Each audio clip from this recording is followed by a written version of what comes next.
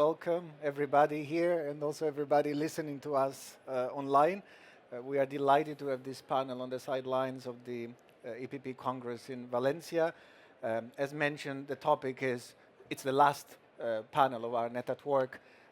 We left maybe the heaviest topic for the end, Christian democracy, conservatism, and the challenge of the extremes. I should say up front that in reality what we are doing is presenting a book to which we all contributed. The book, I am told... This is the evidence. Indeed, indeed. I am told the book was extremely popular with the delegates here. I mean, it's already sold out. But it's available online. All of you can easily find it online and download it. The topic may seem a little bit technical, but in reality, it's highly political. I mean, we decided to do it because, as Klaus Welle, who acted as co-editor and is here on the panel, he wrote in his introduction, we seem to be confronted with a strange phenomenon which you call political identity theft. We see parties which we would not traditionally conceive as conservative or Christian democratic, claiming the conservative and Christian democratic label for themselves, for a style of politics and policies that we would normally consider hard right, radical right, nationalist, populist. And so this is an attempt to reclaim these labels and to reflect about their meaning in the contemporary context. But first of all, I mean, let me start from a general questions to both of you. I mean, as I said, you are both authors. You don't need much of an introduction, but Klaus Welle was, of course, the Secretary General of the European Parliament, and President Zurinda is the president of the Martin Center, and he was Prime Minister of Slovakia. I have a question about the relevance of discussing these issues for both of you. Why should we care? I mean, there is a tendency in contemporary political debate, a bit populistic perhaps, to think that good politics is not right-wing or left-wing, it's a politics that delivers for the people, that produces good results. Why should we still in 2025 care about Christian democracy, conservatism, these ideological labels? Do they have any utility? So maybe we start from President Zurinda.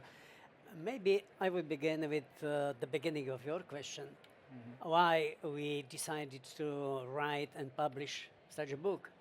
I mean that it was due to the fact that we face a huge polarization inside of our societies, and not only in Europe. Look at the United States of these days. So there is something happening. Why we face such high level of hatred among people and polarization. This is the first issue. The second issue is that whether do we want or not, we'll live in time of the rise of extremes, especially extreme right. Klaus announced immediately after the last European elections that now the distribution of seats in the European Parliament is more or less one-third, one-third, and one-third. Right. And the right is evidently on the rise. So there are many practical reasons why we need to deal with these questions. And now to the substance of your question. Sometimes I have also doubt whether such an approach is leaning to the right or to the left. I am a man who prefers to save money and to invest, not to borrow money and to spend. Is it a right-wing approach or left-wing approach? We can discuss, and maybe we'll not be united. But what is crucial in my head is that maybe the approach is not substantial when it comes to the content of the issue. Because when it comes to the content, it is the issue of your professionalism, of your competence, of your knowledge, of your education. But when it comes to implementation, especially in difficult times, if you need to promote reforms, and I don't know to recognize any simple reform which cannot be painful, then your profile will decide whether you are courageous, whether you understand the meaning of sacrifice, and whether you are ready and able to receive also bad reaction of the public, to demonstrate your resilience, your understanding that you are here in the service for people, not for the number of likes in social media. So in this case, I strongly believe that we, the Christian Democrats, can play such a role all the time. It is a saying, and not by accident, that the left or the socialists or the liberals are good in good times, in sunny times. We Christian Democrats are good for storms, for difficult times. Thank you, President. Do you agree? Do we still need values in politics, and why, Klaus? Do you agree with President Zurinda?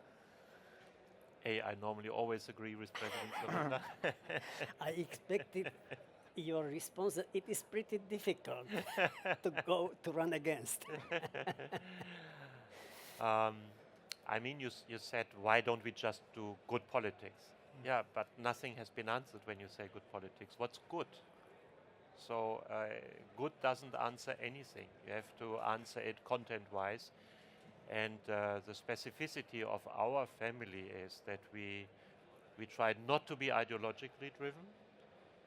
We neither have a fixed view of the future and try to bend the future according to those fixed views, nor we try to go back to the past, which the right is doing, in a kind of idealized past which never was that ideal.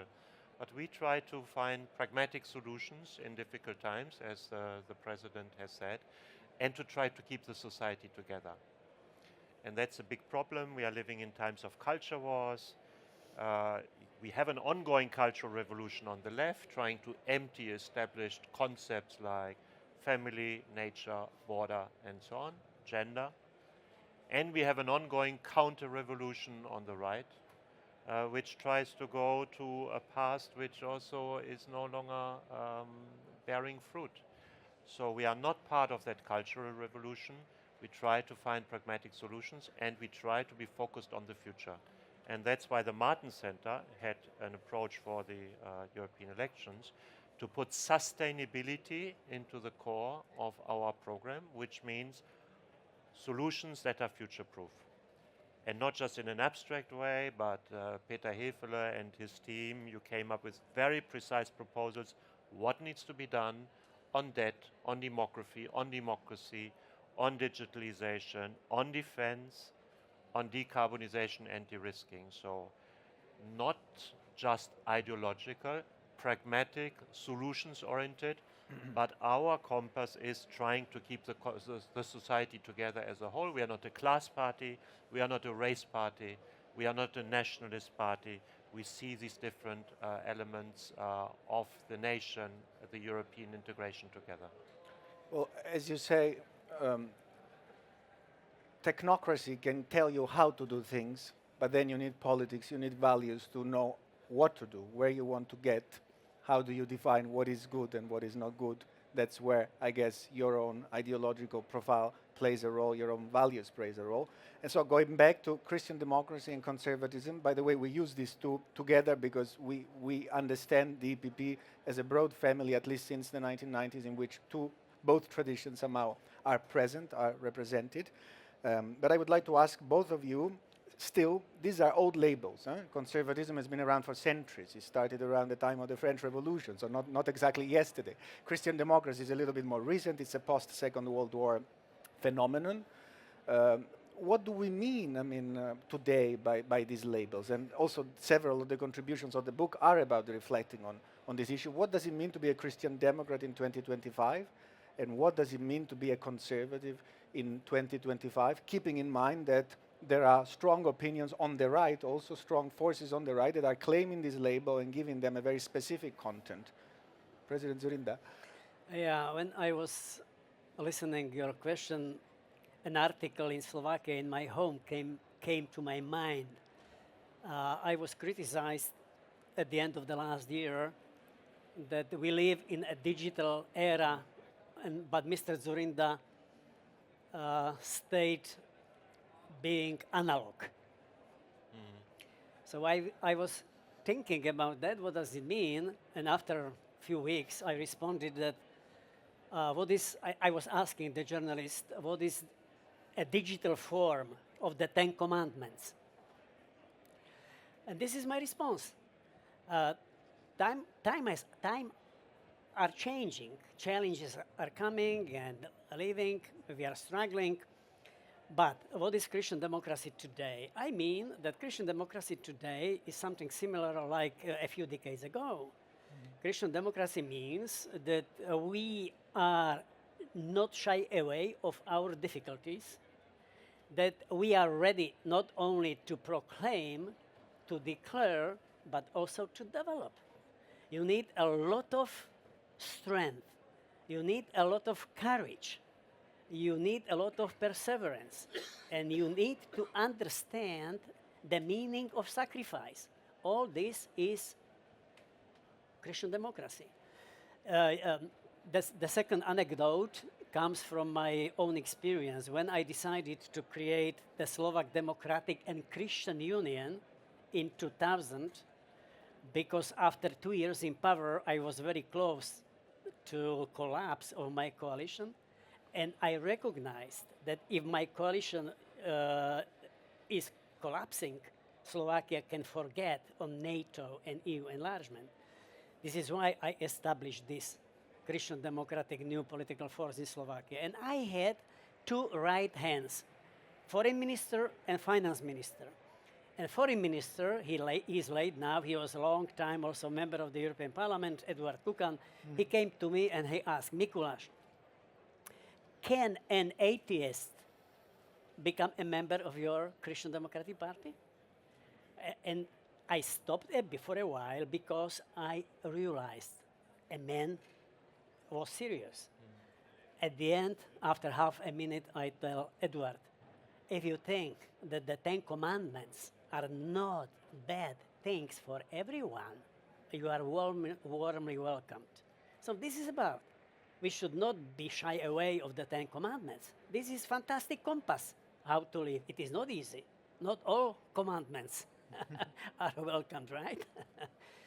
But this is Christian democracy. The times are coming and leaving, the world is changing, but it is fantastic if you have a compass which is recommending you what is good, what is not good. I like that. And that also inspired your political life and Absolutely. leadership. Until now. Yeah. Klaus, I mean, part of your contribution to the book is precisely an attempt to define the meaning of Christian democracy and conservatism as understood within the EPP today. What do you have to say on this? There is a long tradition of political Catholicism, but Christian democracy is different because it made it absolutely clear that whatever are your convictions, you have to be a Democrat first. So Christian democracy has to be understood as the outcome of the fight with National Socialism and as a resistance movement against communism as well after 1945. Because the threat is always the same. The threat is also always authoritarianism. If you think that race is more important than the individual, if you think that class is more important than the individual, if you think that the nation is more important than the individual, everything horrible is possible. And that's also partly an answer to your question. We are again in a phase where people say, okay, maybe the nation is more important. And that's unreformed conservatism. Conservatism has also to be liberal. Conservatism has to be democrat. Conservatism has to learn the lessons of the 20th century. And therefore the people who claim these concepts, like Viktor Orban, but at the same time undermine the functioning of the democratic system in their own countries, cannot claim to be Christian Democrats. Maybe they are Christians, I don't know. From my point of view, hate can never be Christian. And by the way, Jesus was not a nationalist. The apostles went out into the whole world because this was a message for everybody, not just for the Jews and not just for Palestine. So Christian nationalism is a contradiction in itself. Thank you, Klaus. Very clear. I want to probe you a little bit farther, perhaps, on this issue of Christianity. Because it seems to me that this has become one of the dividing issues on the right, our understanding of the role of Christianity within politics. The radical right often accuses the EPP of being completely deprived of any Christian sense, but at the same time, our societies are secularizing. So, being defending Christian values in 2025 obviously cannot mean what it meant, in the 1950s, when the overwhelming majority of the people were Christian and Christian values were uncontroversial. So there is an issue of the way that Christianity plays and can play in Christian democracy and in conservatism in our time. And so I would like to ask both of you, what is your, I mean, you partly answered that already, but if you want to add anything, Klaus, please do.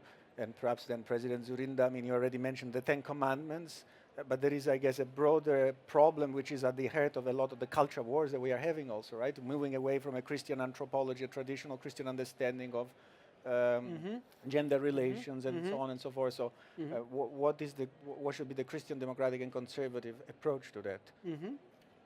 Please. A good question. I will continue where Klaus ended. Universality and tolerance.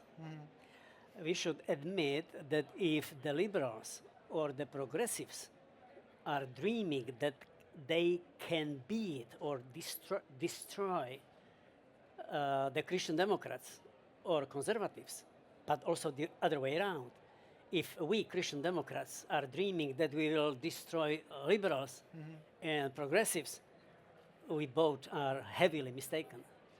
So, and this is why, by the way, we live in these crazy times. This is why such ideologies as a woke approach or cancel culture or political correctness have emerged, because there is a lack of tolerance. If I believe in the 10 Commandments, it doesn't mean that I will expect that you will visit the same church and every Sunday, maybe every morning. So we should understand that this is my private issue.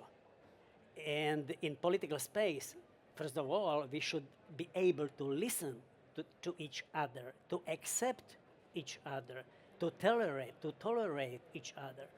This is which characterizes Christian democracy in my eyes heavily. I had a lot of discussion with my father. He was a fundamental Catholic, but I was not pushed no single day to go to the church. He just argued. He loved to talk to me and to argue. And from my side, it was the same. So universality and tolerance. These two approaches are needed to stabilize the situation and to create a space in which we Christian Democrats will feel good and will be allowed to promote our politics. And let's also not forget, just to add, that of course this was at the heart of the Vatican II Council, which was an important also impulse behind the doctrinal development of certain currents of Christian democracy. Results, yeah. Would you like to add anything, Klaus? Yeah, maybe that it's true that societies are becoming secular, but still our value set and our set of convictions cannot be understood without Christianity. You go to a different cultural background, you might have different cultural sets, but the value sets of Christianity are deeply in our society. We might not identify them anymore as religious or as Christian, but they cannot be understood or explained without the Christian history, and this is independent from individual belief. And I think the core of this is the idea of human dignity, that people have undeniable rights which cannot be taken away, and you can be in societies where this idea simply doesn't exist. You need, even if we try to break it down, the military tactics of Russia nowadays cannot be understood if they were to have an idea of human dignity. Cannot do that. You cannot send people defenseless into their more or less secured death. So the issue of human dignity as the principle, and not the collectives, not the nation, not the race, not the class, that's something I think which is the core of our beliefs, and that's why Christian Democrats have built up Europe after the Second War. Let's not forget it. Actually, this reminds me, it's a work that is particularly known probably to Italians, but it's by an important thinker internationally, Benedetto Croce, an important liberal thinker. Why we cannot avoid being Christian, roughly translated, precisely with these arguments that the foundations of our culture, whether we are secular or Christian, are to be traced back to the Christian heritage. I would like to now, we have reflected a little bit together on the meaning of Christian democracy and conservatism. There is the other side of the equation that the book deals with, what the title calls the extremes, that we might want to reflect a little bit on together now. Maybe starting from Klaus, because well, we had a discussion as co-editors about the word extremes, and you were more convinced about it than me. I was suggesting radicalism, and the reason was that I felt that extremes is usually reserved for people who embrace political violence, while here we are dealing with right-wing populists who formally accept the institutions of democracy. And so my first question to you is, who are the extremes and why are they extremes? Because they claim to be the real Democrats.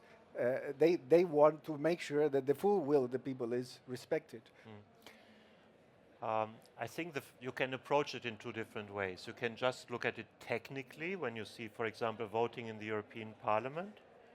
Who is going on economics or who is going on cultural issues? Let's say who is on the edge. You can have a scale, and we currently have a research project on this, between 0 and 100. You can say those who are between 0 and 10 or 0 and 15, and those who are between 80 and 100 are extreme. So that's a technical description, and if you do that, you find out that currently on culture we have two extremes. We have an extreme on the left, whose program is to empty traditional concepts like gender, nation, border of all meaning, probably in continuation of French philosophy. And you have, which I would call the cultural revolution ongoing, and then you have the cultural counter-revolution on the right. So in that sense you have two extremes. But if we want to fill it with more content, I would say those who try to undermine the democratic order.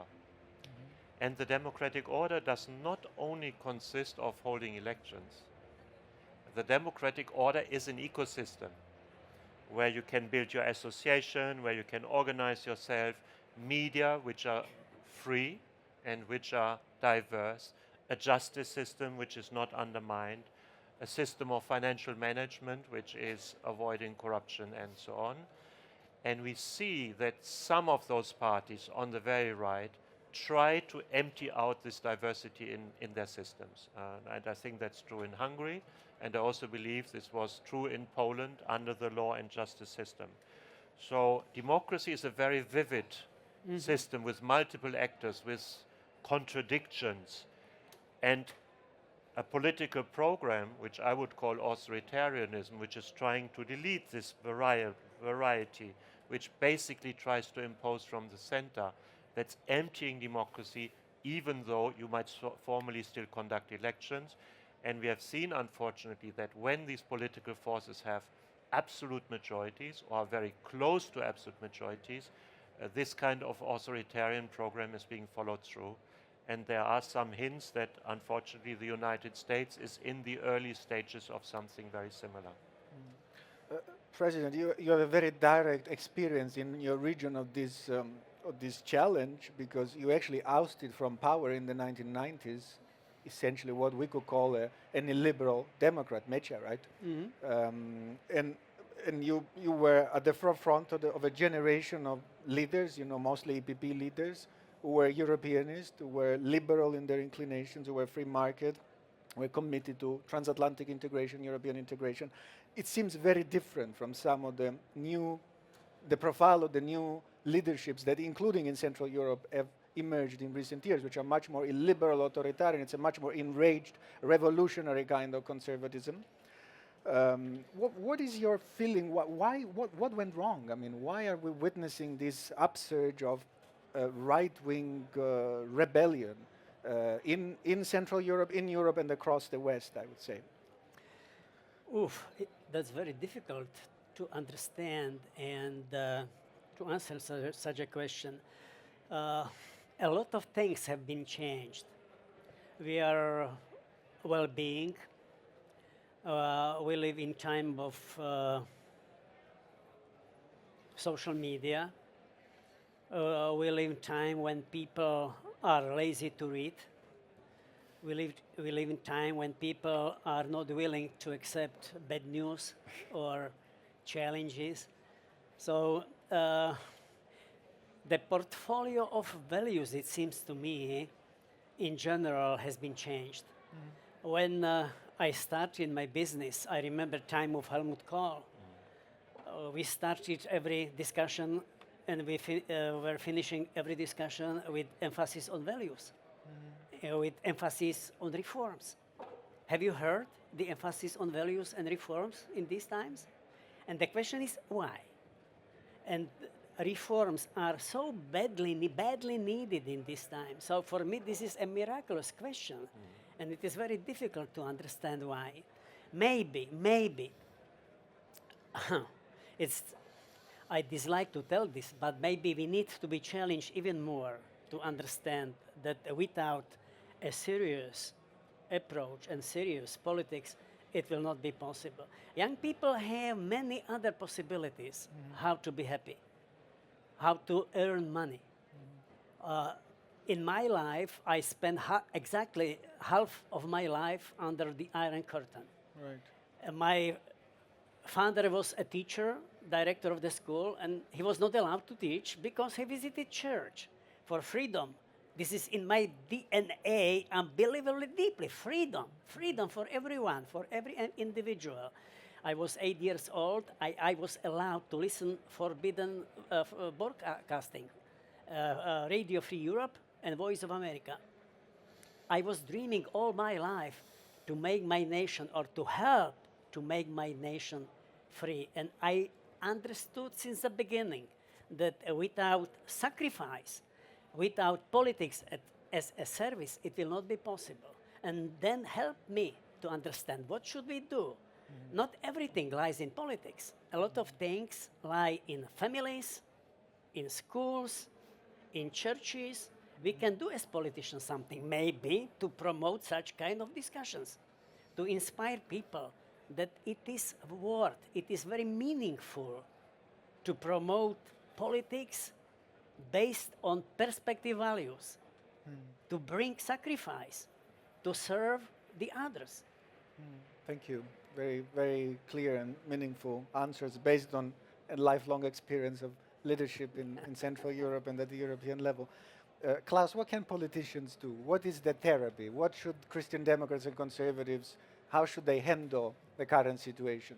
And what is your diagnosis of what's going on? Yeah, exactly. The therapy ideally should depend on the diagnosis. Not the other way around. Not the other way around. So to get the diagnosis right, I think is a good starting point. I've written a long article about this, which will also be published in European View, but which has also been published by Le Grand Continent. And I believe that right-wing populism is the revolt of the lower middle class. Because when you look at electoral data, it is clear that this electorate is, in French, you would call them les défavorisés. Overrepresented workers, overrepresented unemployed, overrepresented people with lower formal education, overrepresented people with below average income. So these people are the backbone of this movement, of AfD in Germany, of FPÖ in Austria, and also of the Le Pen party, and of Donald Trump, if you look at Pennsylvania and so on. So these people are people which economically have no buffer. Anything happening which we call crisis, that might be inflation, that might be mass migration, that might be the financial crisis, touches them much more because they have no buffer. In America, you call this group from paycheck to paycheck. And the estimate is that somewhere between 20 to 25% of the population lives from paycheck to paycheck. That means one paycheck doesn't arrive, you have to sell your car. A couple of paychecks don't arrive, you have to sell your house. And we've gone through a lot of these crises. So these people are vulnerable, and not just in an abstract way. They have just gone through a major period of inflation, both in the United States and in Europe. And they also have a value set which is more still coming from the industrial age. In the industrial age, to function in industry, you need to be punctual. You need to be disciplined. You need to accept authority. In the service economy, you need to be flexible. You need to be creative. You need to be innovative. So we have the less people with lesser earnings, which by the way remained largely stagnant over the last 25 years, with a value set which is no longer accepted in society largely, who say, we don't feel represented. And the new service economy and their values is represented, at least in Germany, largely by the Greens, who have problems which are high up in their pyramid, in this needs pyramid, but not the basics which are important from the people from paycheck to paycheck. So are we representing their interest or not? That's the question. Do we have an answer for the people who are more vulnerable in society? Or do we just have answers for the middle class? If we just have answers for the middle class, but not for those who are more vulnerable in society, we shouldn't be surprised that they go to other people. So that means social policy, a functioning economy, 20 years no growth in Italy, and the whole political system was changed. 3 years no growth in Germany, it doesn't look good. Maybe 5 years no growth in Germany if you take COVID, doesn't look good. So we need a growing economy, we need reforms, and that's why the omnibus packages, for example, deregulation, but also the whole Draghi agenda, I think, is absolutely critical. But we also need a change in migration policy. Why? Because migration on average is a great thing. For me, it's the promise of care in old age, maybe. But it's not a great thing for everybody in society. It's not a great thing for those who have to compete for housing, who have to compete for social services, who are the weaker ones in society. And there are studies, I've read one from the city of Vienna, who is saying events of mass migration are leading to people losing their middle class status and going to the middle class, and most concerned are established migrants in society. So we have to understand that we are not dealing with invented problems, but we are dealing with real issues. So that means we need a migration policy which has an answer to how not to overburden our societies. We need an economic policy which is designed towards growth, because without growth nothing can be distributed. And we also need to go back to high-tech, and because high-tech is finally increasing productivity and the growth in economy. Thank you, Klaus. I think this was a very fascinating discussion. We could go on and on and on. The problems are very complex. We have obviously only scratched the surface of some of these issues. There are many other dimensions that we could have picked on. You can find more, of course, in the book. You can find more in our publications. I have to wrap it up, so I would like to thank, first of all, the speakers for their contribution. Invite you all to read the book, to download the book as soon as you can, and yeah, all the best from the sidelines of the EPP Congress in Valencia.